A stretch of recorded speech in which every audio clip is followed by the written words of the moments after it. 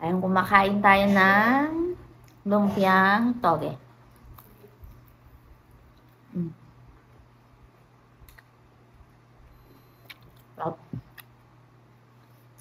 So, yun. Pag-usapan natin yung tungkol sa symptoms ng inyong mga dogs. Kung ano ba yung mga symptoms kapag buntis ang inyong mga dogs. Naubos na. Ang sarap. I-share ko sa inyo yung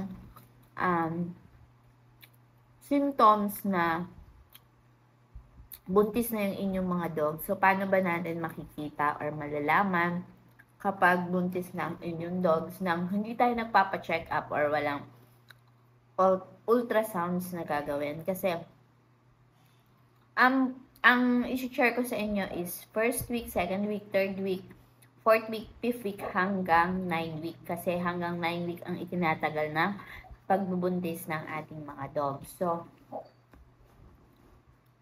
sa first week, meron na kayo agad makikita or mapapansin sa inyong mga dogs. So, kapag first week ng ating mga dogs, so sa first week ng ating mga dogs is meron silang morning sickness. Parang tao din sila, parang tayo din sila na meron silang tinatamad, so nakahiga lang sila, mapapansin nyo sa mga dogs nyo, yung tipong nakahiga lang sila, hindi ganun kagaya nung hindi sila buntis, so mapapansin nyo yon. And ano din sila, sumusuka din sila every morning. Yung aso ko kasi is ganun, meron talaga siyang morning sickness. And mapapansin nyo na maputi na medyo mabula yung kanilang sinusuka. So, ayun, yun yung week 1 hanggang week 2,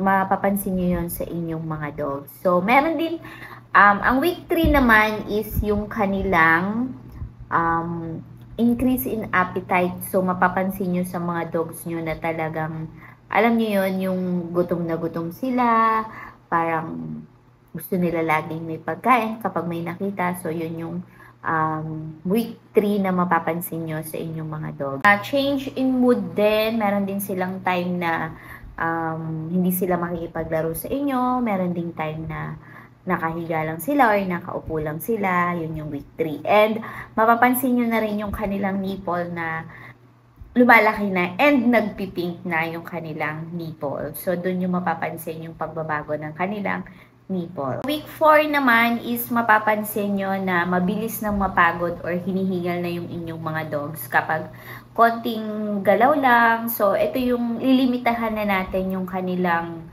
activities. Kung dati is naglalakad kayo palagi tuwing hapon, ngayon medyo limitahan nyo na. Kung nasa kulungan sila is ang ginawa kasi namin is nilipat namin yung aming French Bulldog sa maliit na kulungan and sinarado namin yung pinakaibabaw niya para hindi siya magtalon-talon. So, kung sa bahay yun nyo lang naman, so medyo limitahan na yung paglalaro and dapat meron na talaga siyang isang place na pwedeng pagpahingahan niya kasi medyo moody na sila that time and medyo tamad na sila ng ganyang week. So, week 5 naman ay medyo mapapansin nyo na mabigat yung inyong dogs, may pagbabago na sa kanilang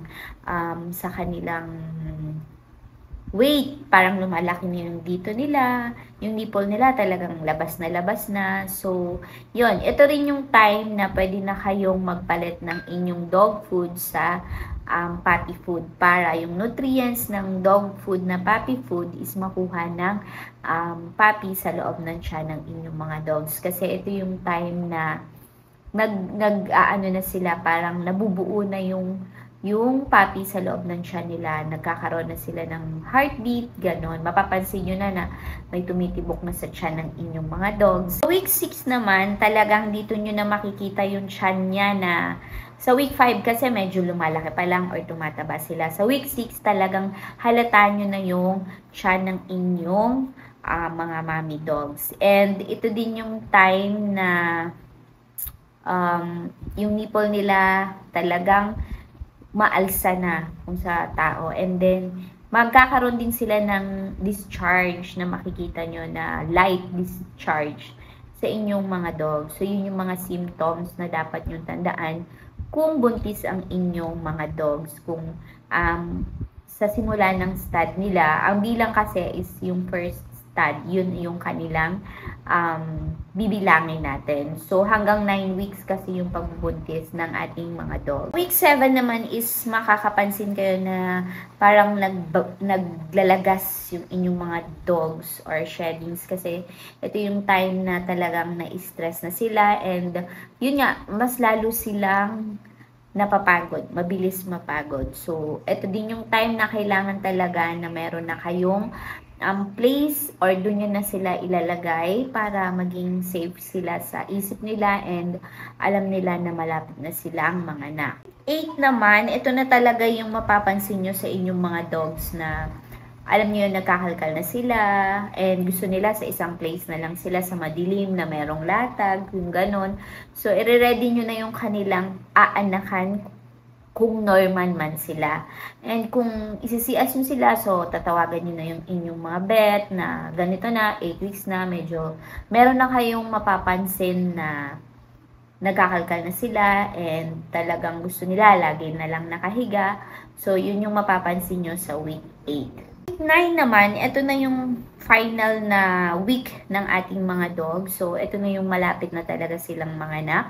And kailangan ay ready na talaga tayo sa lahat ng kanilang pangangailangan and kung ano ba yung mga dapat natin gawin. So, dito nyo mapapansin na talagang kalkal na sila ng kalkal. And once ng inyong mga dogs is hindi na kumain, halimbawa sa morning, nawala na sila ng gana. Kasi, syempre, yung mga nakaraang week talagang kain sila ng kain. So, ngayong week 9 is hindi na sila masyadong kumakain. And kapag one day na talaga silang, alam niyo yun, kahit nandyan yung pagkain is hindi nila kakainin.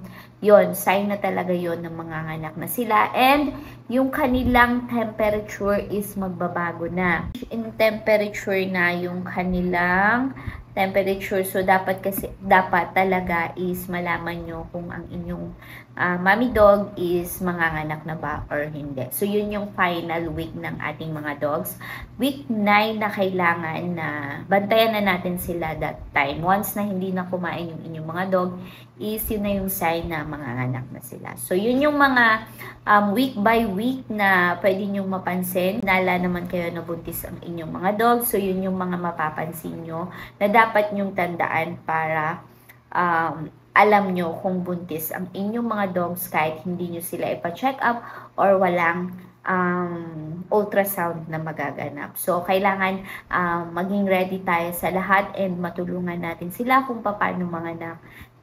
Kasi mas safe sila kung alam nila na meron silang kasama and meron silang tutulong sa kanila sa pag-anak. Yun yung importante na week by week na dapat nating malaman. Kasi tayo yung mga parents na dapat na maggabay sa kanila kasi mga aso lang yan eh. So, kahit sa pagkain niya, kung ano lang yung ibigay mo, yun yung kakainin nila, diba? So, yun yung mga dapat nating tandaan para at least maging aware tayo or maging handa sa darating na mga puppy. So, yun yung mga dapat nating tandaan. So, marami din akong mga video before na talagang binivideo ko para makatulong ko sa inyo. And kung meron man kayong comment na gustong i-share, please comment down below para makatulong tayo sa ibang parents pa na kung meron man akong hindi nabanggit na sign para sa mga dogs. So yun, sa susunod na video naman is kung paano ba alagaan or ano ba ang dapat nating maging sa mommy dog, maging maging diet kapag buntis na siya. So, yun lang mga loves. Maraming salamat sa panonood. Hanggang sa susunod na vlog ko na lang po ulit. Bye!